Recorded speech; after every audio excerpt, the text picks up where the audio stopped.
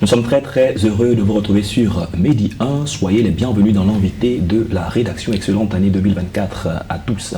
Le PDCI RDA, l'un des principaux partis de l'opposition ivoirienne, a un nouveau président. L'ex-patron du Crédit Suisse a été plébiscité à Yamoussoukro lors du congrès du parti. Quelle perspective après le congrès et que représente le nouveau président du PDCI RDA dans l'arène politique? On en parle dans cette émission. Emmanuel Oka est avec nous. Bienvenue sur notre plateau. Merci, M. Ouma. Vous êtes juriste et militant du PDCI RDA.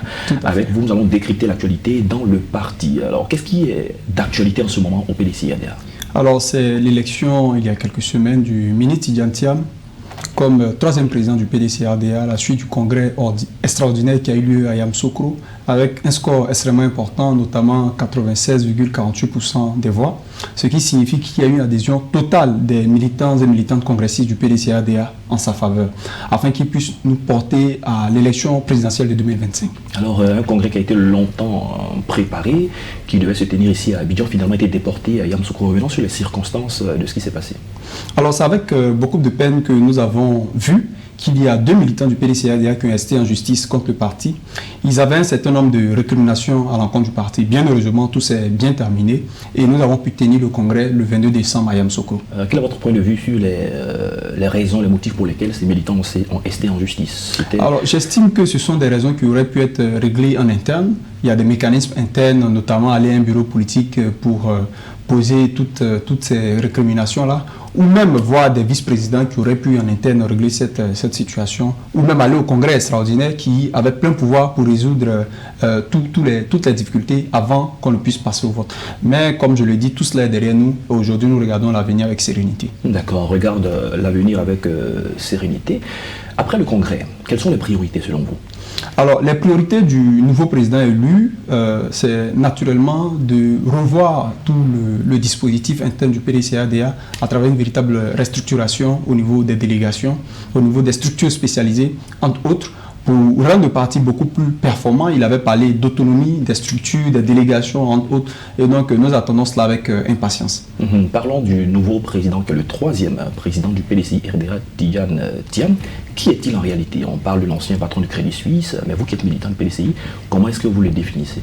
Alors, Tidjane Thiam est le modèle achevé de ce que le président Félix Houphouët-Boigny voulait que chaque jeune de Côte d'Ivoire soit, c'est-à-dire un excellent élève. Ensuite, avec un parcours au niveau du supérieur qui était particulièrement excellent, qui a un parcours professionnel qui est hors pair et qui aujourd'hui, après avoir été directeur du BNET, ensuite ministre du Plan et du Développement, est aujourd'hui président du PDCI RDA.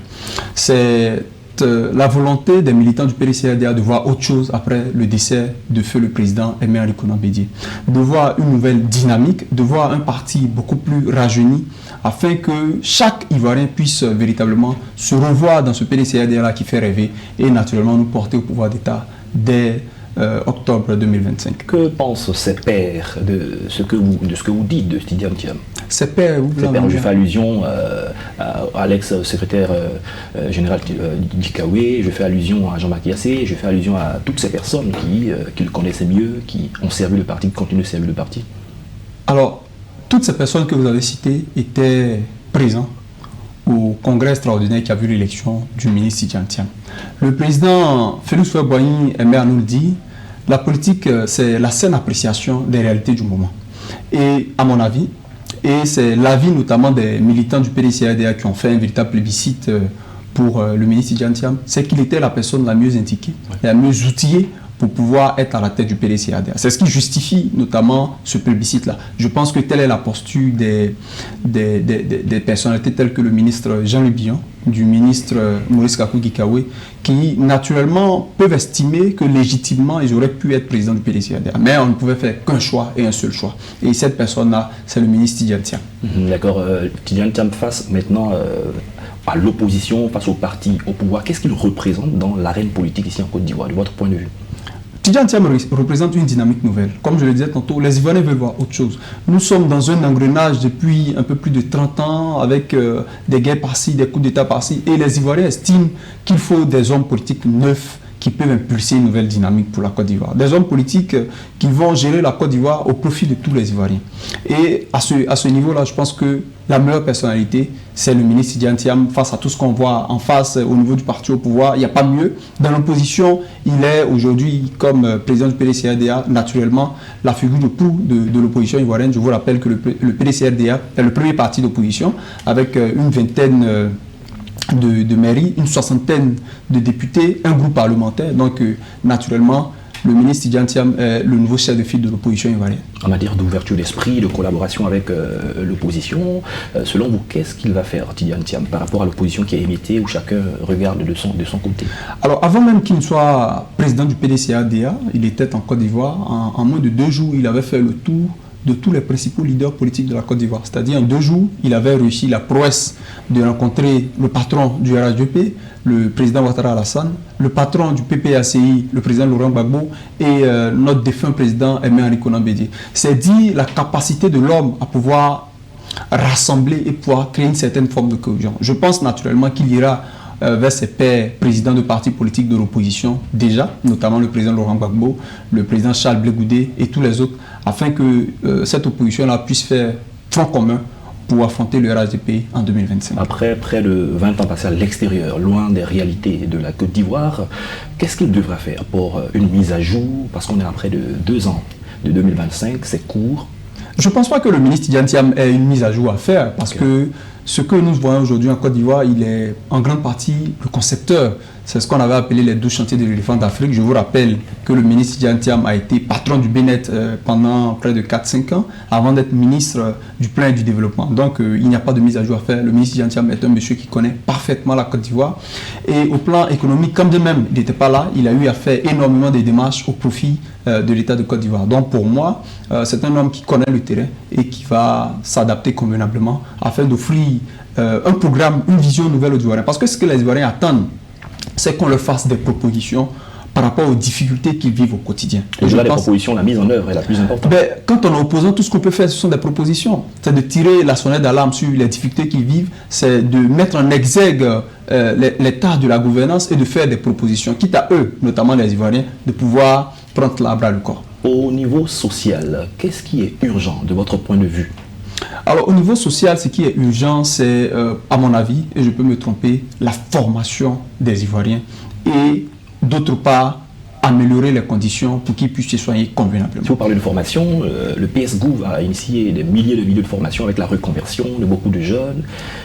C'est déjà bien ça. Le résultat, c'est quoi? C'est qu'aujourd'hui, l'enfant de l'Ivoirien est appelé petit microbe parce que plutôt que de se retrouver dans les salles de classe, il est plus au marché avec une machette. Est-ce que vous généralisez parce que ce n'est pas tout le monde qui s'agit? Non, mais c'est un phénomène qui est né il y a quelques années. Donc, c'est une réalité sociétale auquel on assiste. On voit que les Ivoiriens n'arrivent pas à se soigner convenablement parce qu'ils n'ont pas les moyens pour le faire. Et je pense que pour être heureux, il faut être déjà bien formé et en bonne santé. Donc, ce sera l'une des priorités, à mon avis, du ministre Tidjane Thiam. Il avait même déjà annoncé les couleurs. C'est de faire en sorte qu'il y ait un système d'éducation et de formation performant pour l'État de Côte d'Ivoire et que les Ivoiriens puissent se soigner convenablement. Voyez-vous, tout ce qu'on a réussi jusqu'à ce jour, c'est parce qu'il y avait des hommes et des femmes de qualité pour pouvoir porter la Côte d'Ivoire. Et si tel n'est pas le cas, naturellement, le pays sombrera parce que les personnes qui sont mal formées aujourd'hui, inéluctablement, seront les personnes qui vont diriger la Côte d'Ivoire de demain.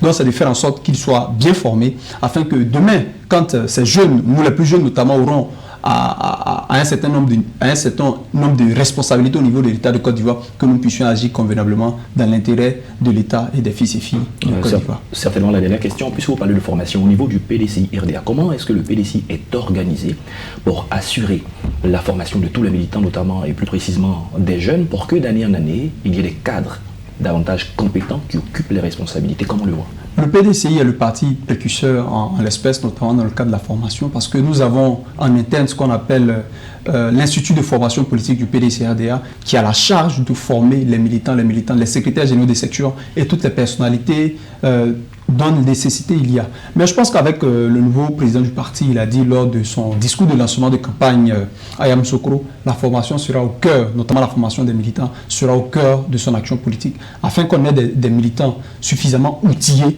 pour ne pas se laisser embrigander dans des situations auxquelles ils seraient confrontés. La preuve, il y a quelques semaines, lorsque les militants du PDCRD avaient été empêchés de pouvoir tenir le congrès extraordinaire à Abidjan. Vous avez vu l'attitude tout à fait responsable qu'ils ont eue face aux forces de l'ordre et de sécurité. C'est la preuve que nous sommes un parti responsable où les militants sont suffisamment formés pour comprendre les mots d'ordre et instructions de la direction du parti. Emmanuel Oka, merci d'être passé sur notre plateau. C'est la fin de cette émission. C'est moi qui vous remercie. Rappelons que vous êtes juriste et militant du PDCI RD. Avec vous, on a parlé du 3e président du parti. C'est la fin de cette émission. Bonne suite de nos programmes sur Média.